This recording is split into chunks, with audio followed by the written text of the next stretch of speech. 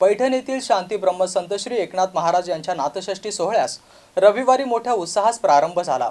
भानुदास एकनाथ यांच्या जयघोषाने टाळ मृदुंगाच्या गजराने अवघी पैठण नगरी दुमदुमली होती। पहाटे पालकमंत्री संदीपान भुमरे यांच्या हस्ते नाथ समाधी मंदिरात सपत्नीक महापूजा करण्यात आली। यावेळी जिल्हाधिकारी दिलीप स्वामी यांनी देखील अभिषेक करून महापूजा केली आहे।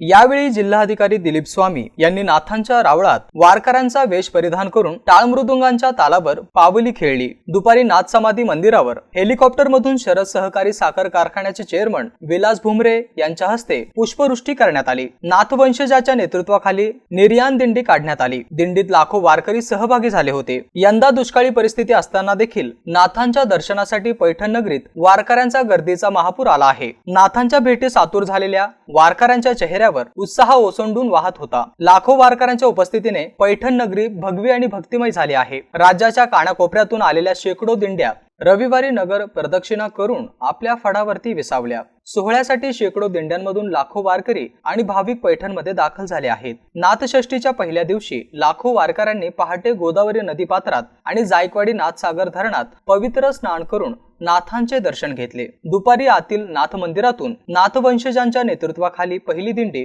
निर्यात दिंडी काढण्यात आली। या दिंडीमध्ये अनेक दिंड्या सहभागी झाल्या होत्या। ही दिंडी गावातील नाथ मंदिरात प्रदक्षिणा घालून उदासी मठ मार्गे ही दिंडी गोदा वाळवंटातून बाहेरील नाथ मंदिरातील समाधीचे दर्शन घेऊन परत गावातील नाथ मंदिरात आली। परत आल्यानंतर तेथे नाथवंशजाचे भजन आणि कीर्तनाचा कार्यक्रम झाला। नाथषष्ठीच्या दुसऱ्या दिवशी म्हणजे 1 एप्रिल रोजी सप्तमीला रात्री 12 वाजेच्या सुमारास गावातील नाथ मंदिरापासून नाथांच्या पादुकांची पालखी म्हणजेच छबिना पालखी काढण्यात येईल। गौतम बनकर, एमसेन न्यूज, पैठण।